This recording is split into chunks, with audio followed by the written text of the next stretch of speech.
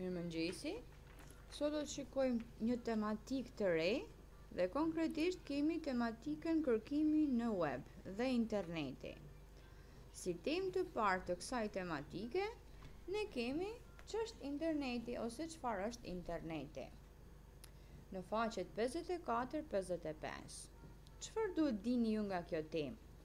Nga kjo temë ju duhet të dini të njihni internetin si burim informacioni, duhet të identifikoni disa nga veprimtaritë kryesore të përdorimit të internetit, duhet të kuptoni që www përmban një informacion shumë të madh. Shohim pak situatën përkatitore që kena të tekstit në faqen 54.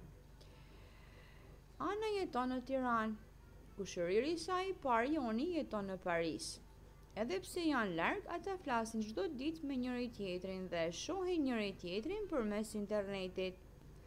Jo vetëm Ana, por edhe gjyshja e saj komunikon me Jonin. Po ti për çfarë shfrytëzon internetin? Kalojmë tek pjesa tjetër, mësuese, tek interneti kudo. Interneti është një shpikje shumë interesante. Ai është një rrjet shumë i madh kompjutrash në mbar botën.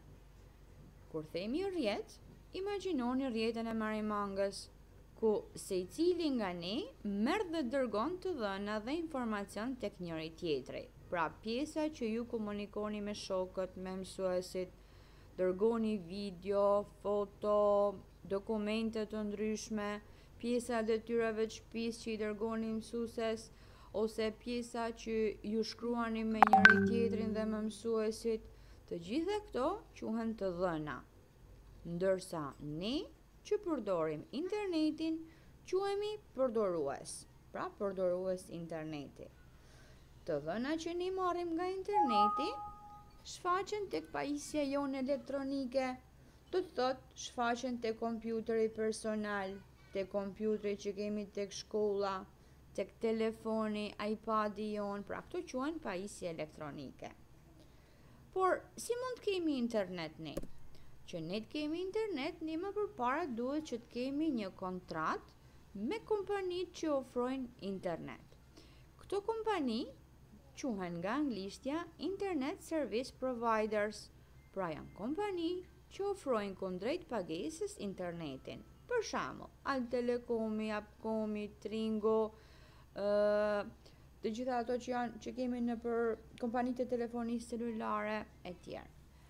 Dhe masi ta kena siguru kontratën me këto ISP, pra Internet Service Provider, ne na duhen pajisjet për të hyrë në internet të shti.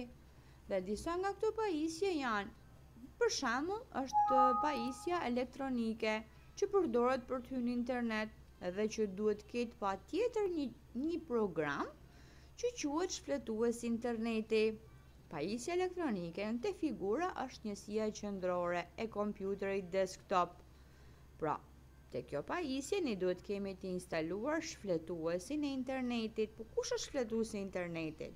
Shfletuesi i internetit është për shembull Mozilla, Firefoxi, është Google-i, pra të gjitha programet që përdoren për të hyrë në internet, të gjitha këto programe quhen shfletues interneti.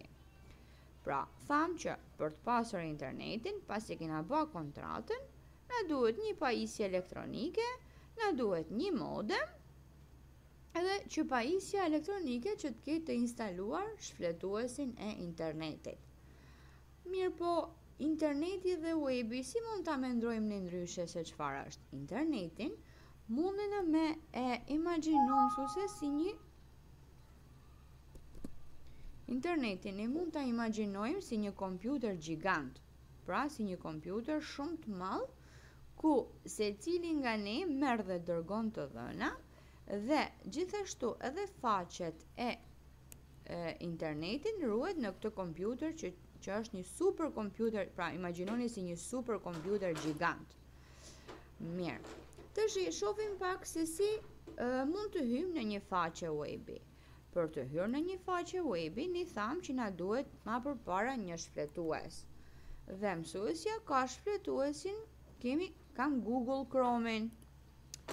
hapi Google Chrome-in, pra masi kam hap Google Chrome-in, shkoj tek faqja www.google.com. Atëherë u hap faqja www.google.com, pra faqja Google-et. Te kjo faqe unë kërkoj dhe vendos një adresë të saktë interneti. Për shembull, vendosi www.yahoo.com. E klikoj. Kur them e klikoj me butonin e majt të mouse-it dhe shikoni pak shënjuesin i mouse-it se çfarë forme merr. Pra, nga shigjet, shikojeni pak se ndryshon në formën e dorës. Dakor? Pra ndryshon, shkronjat ndryshojnë në ngjyrë blo. Dhe shkojmë tek adresa që ne kemi bë kërkimin. Tashti, pra u hap edhe faqja që unë kërkova, pra faqja e Yahoo-s. Tashti, për detyrë shpjet dhe këto detyra unë i dua për herën tjetër, pra këto detyra i dua për herën tjetër, tabelen me të gjelbër në faqen 55, këto i dua për herën tjetër.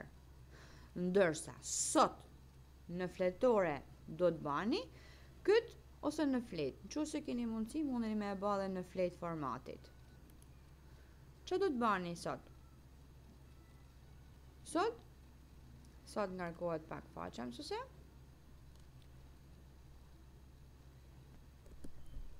Atëherë sot ju do të vendosni te një fletë e bardhë, do të vendosni një këtë grafikun ose këtë skemën si të shikoni ju këto.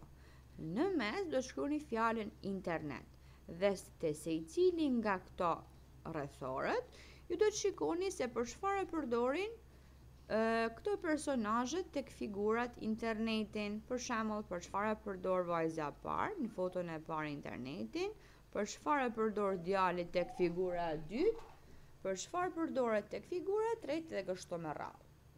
Ndërsa si sta mësuesja herën tjetër, pra te fletorja e detyrave të shtëpisë, ju do të plotësoni këtë tabelën e mëposhtme. Kaq ishte tema për sot.